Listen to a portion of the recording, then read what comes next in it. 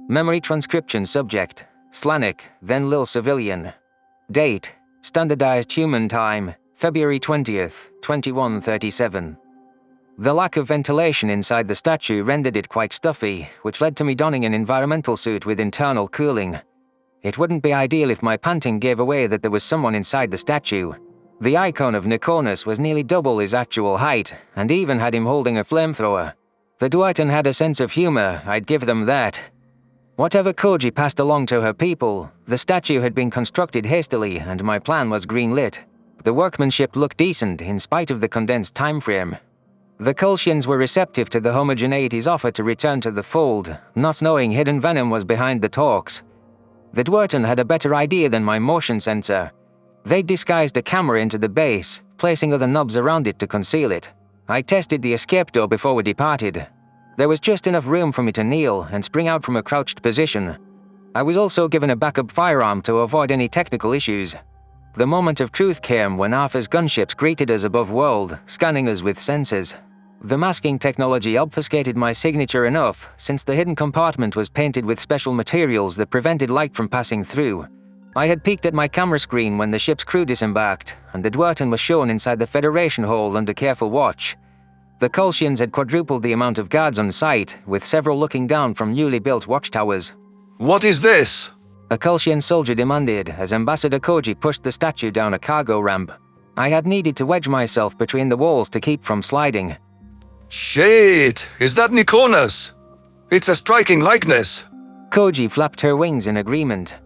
Yes, it's a gift as part of our peace offering. We would appreciate if you could display it somewhere and allow us to show it to your leader as part of our humble apology. I'm sure there's room for it in the garden, though it wasn't authorized before. Is this offering not good enough for the Commonwealth? Dwerten artists didn't do well enough. I thought we were here to reunite our peoples, not be insulted and spat at. Routine protocol could certainly be waived if Nikonus deems fit. I meant no offense. We'll place it out in the garden, and you can go right in to see the High Chief. Very well. I expect the Federation to respect our contributions in light of the impact we have to the war. We'll follow your pal. I watched with bated breath as Koji was escorted inside the hall. The Kultians weren't that trusting, giving it a lengthy scan that raised my hackles. One soldier rapped on Nikonus' chest above, finally seeming content when it didn't sound hollow. Thankfully, my compartment was tucked below the bulk of the statue. As cramped as it was, the Dwerten made a wise decision to minimize the space taken up by me. It lowered my risk of detection and limited the amount of off-putting cues that would be visible. The statue was moved onto a large dolly, with several Kultian soldiers exerting themselves to push it across the clean sidewalks. Blood hummed in my veins as I fantasized about popping out now and shooting these grunts at point-blank range. With the hour of my plan in sight, the fear and doubts had evaporated. I was excited for the deliverance of sweet revenge, for me, for Marcel, and for every Venlil affected by the Federation. However, my wrath had to be saved for the one who deserved a summary execution. I had plenty of time to think. Hours without any stimuli other than listening to guard chatter and surveying my surroundings. My life had gone downhill in a hurry. I ruined the only real friendship I ever had, and I erased my fear at the cost of my soul. The humans and I had no idea what we were awakening from our shaky beginnings down this path. When Nikonus fell at my claws, if I was taken with him, 2 monsters would be killed. This was the only way to be free of the Federation's tampering once and for all. Nikonus is the one at the helm of this war, who plans to forcibly cure and use humanity. He gave the orders for Malu and every other battle, and laughed about the centuries of torment for other races. He'll do anything for power. He is pure evil, lacking respect for nature or any other societies. This would be my final act to protect humanity and Venlil kind. I could still hear despondent words in Marcel's voice, demanding an account for what I'd done, but I had the conviction to pep myself up. The Dwerten saw the wisdom in my plan. So while Koji had called it deranged, there must be merit to why I was doing it. The galaxy would be a better place without Nikonus drawing breath. I repeated the mantra to myself and ruminated on how good it had felt to execute the Kultian scientist at Malu. Hours replaying that moment worked me into a fervor. Where is Koji? I thought to myself. How long is that Dwerton going to dawdle inside? She was supposed to bring Nikonus here. You'd think he'd want to see this stupid statue. Even fixating on my impulses wasn't enough to stave off boredom, stuck in an uncomfortable suit and a cramped space. As I was half contemplating going on the prowl, seeking out the chief, distant chatter finally hit my ears. It had gone from daylight to an eerie dusk, with faint illumination falling on curated tears flowers from the sinking sun. Koji and Nikonus' voices floated behind me. The Dwerton ambassador to humanity was the perfect figure to renounce Earth and make amends. The duo were laughing like old buddies, seeming to mock Terrans. I doubted Koji had to fake a word she said. I was shocked to learn humans groom themselves, The Dwerton was saying. They trim those tiny patches of hair, paint their claws, and polish their canines. Predators dolling themselves up.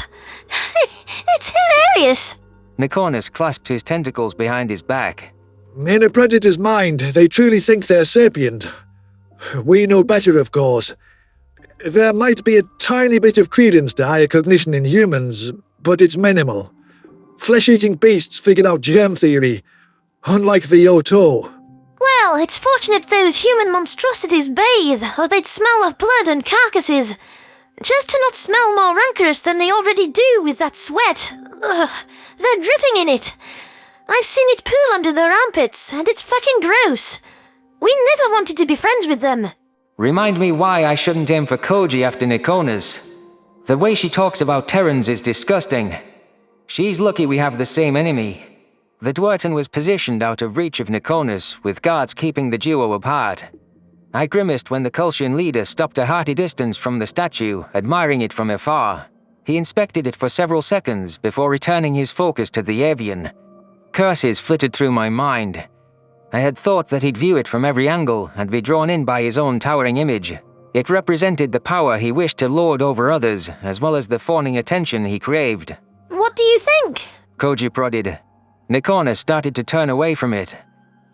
It's satisfactory, but I'm not sure it will help our image to keep this around. Are you joking? It's an expression of adoration from an independent party who regrets their time outside the Federation. It's not like you built it. Please, humor me and appreciate the craftsmanship. Come close. Look at the knobs on the base. They're carved with different flora from Arthur. The Dwerton trotted forward without waiting for Nikonus' response, and I noticed the Kolshian leader curl his lip with a bit of irritation. He trailed after the avian, offering a cursory glance at a knob to appease her. The grey avian was stationed right in front of the camera and the escape hatch, though she was struggling to coax Nikonus into position. I might have to go for a suboptimal ambush. Feel the quality materials and the level of detail. I want you to appreciate it, Chief. Give me some interest. We don't give gifts lightly.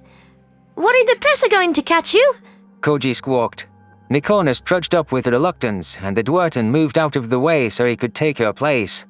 The indigo skin containing his violet blood and the bulbous, sickly orange eyes harboring evil intent were right before me. This was the time to strike.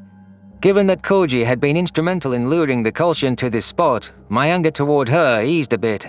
I ensured that my paws were ready on the gun and wrapped my tail around the statue's release lever. With a single unhesitating tug, the assassination attempt was set in motion. After dreaming about this moment for hours, all that rushed through my mind now was Skalga and Earth, my two homes. I thought about Genzi and her tears at my brother's funeral. Thanks to what I was about to do, she would be mourning her other son's death in no time. If Marcel truly still cared for me, he would be grief-stricken too. This choice of mine was going to hurt the people I loved, yet I still had the resolve to move forward. The door slid open, and I lunged toward the Kolshian that was mere feet away. What the? Nikonus gasped out a few words, and alarm flashed in his eyes. Before his guards could even draw their weapons, I'd gotten off several trigger pulls into his center of mass. Violet blood gushed from the wounds, but I made sure I kept pulling to ensure the job was done. The Kolshian leader crumpled to the ground, while Koji had taken to the skies in a hasty escape. I landed on all fours, shoving the barrel into his temple. Guards had drawn their weapons, and I could hear shots being fired toward me. Pain seared through my stomach, nearly blinding out all sensory input, but I managed to depress the trigger again. Brain matter spurted over my wrists as another bullet struck me in the leg. My crooked limb gave way underneath me, and as I fell, more shots whizzed by where my head had been. Nikonus was splayed behind me, lying in a pool of his own blood, his bulging eyes cold and lifeless. I could tell from his vacant gaze that he was gone. I'd done what I'd set out to do. The wicked tyrant, the face of the empire that terrorized every world they came across, was dead. I'm okay with being executed now. My sacrifice will be worth it and bring humanity one step closer to demolishing the Federation. I still clutched my gun as I gasped in pain on the ground. Orange blood was dripping onto the grass, matting my stomach fur with sticky fluids. I managed to raise the weapon and fire a shot at a guard. It clipped him in the shoulder, though the gash unfortunately didn't cripple him. More soldiers were rushing to the scene, focused on me from all directions. I tried to fire again, but my magazine came up empty with my bullets spent on Nikonus. My agency was diminishing as rapid blood loss threatened to send my system into shock. "Cease fire! That's Lenik! Take him alive!" A commander shouted. Kolshians rushed to stand over me and kept their guns pointed at me. Medics checked on Nikonus first, finding him lacking a pulse. At an officer's order, they turned their focus to me. With my mission complete, I was ready to put an end to the thoughts that plagued me. I felt surprisingly calm about bleeding out in the hole's glamorous garden. Tentacles got to work packing my wounds and prepping me for transit. I clawed feebly toward their eyes, though my paw was swatted back with ease. "Fuck, you," I spluttered. My life flashed before my eyes as I laid there staring up at the sky. There was a lot of blood. I could tell that without looking. I'd never planned on making it out alive, and clearly Koji hadn't concerned herself with my escape either. I stopped fighting and relaxed into the ancient force sinking its grip into me. A cold, involuntary wave tugged me down into unconsciousness as I fell further away from all senses and thought. Harsh light filtered into my eyes as I slowly came to in a laboratory. It wasn't clear how long I'd been out, but I still felt disoriented. My wounds had been mended and an IV was sticking into my arm. It could have been used for a blood transfusion. A sick feeling clasped my abdomen, realizing I was in Kolshian custody. Researchers were conferring with each other, clearly talking about me. Something in the air they exuded reminded me of that evil scientist Navarus. The visuals in my periphery finally registered as machinery I'd seen in the humans' anti-predator disease campaigns. This seemed like a facility, the reason Onzo had cautioned me against touting my diseased mind. I tried to prompt my weak limbs to rise, but restraint strapped me to a table. The jangling sound alerted the Kolshians to my wakefulness, and a doctor skipped over with delight. I gulped nervously, though my throat was lacking in saliva. "Ah, you're awake! Now we can do our neurological scan and determine the exact areas that trigger Venil aggression." The doctor pressed a few buttons, and the cot I was laying on rolled down a conveyor into a machine. "Researchers log. We are commencing our initial survey of the assassin. I anticipate few difficulties breaking this Venil. He only spent a few months with the Predators. Once the education is complete, a docile Sphonic will be an excellent example to our allies of why gentling and curing are necessary practices." My ears clamped flat with pure terror, listening to the hum of the machine. The Kolshians were scanning me to identify which parts of my brain they wanted to change, and then were likely to broadcast a before and after to demonstrate what an excellent job they'd done. I wasn't sure if the researcher had meant for me to overhear. Perhaps he thought it wouldn't make a difference whether I knew his intent. What if they convinced me to detest humans and go back to being meek prey? I didn't want that. Regardless of what they did to me, I'd hold out for the memory of Marcel. I struggled against the restraints again, despite knowing it was useless. These monsters had me at their mercy, and given my role in Nikonus' gruesome death, I imagined my treatment would be less than kind.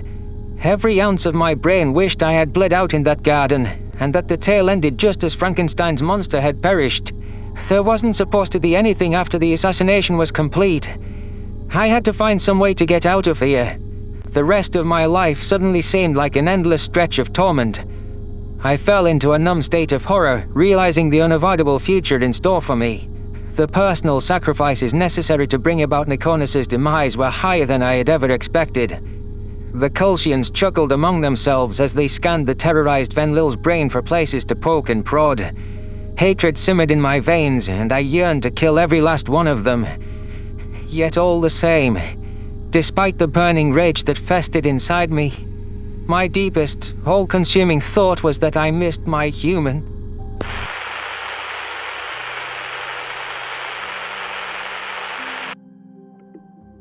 Memory stream terminates here. No further transcription data exists for this subject neural signature.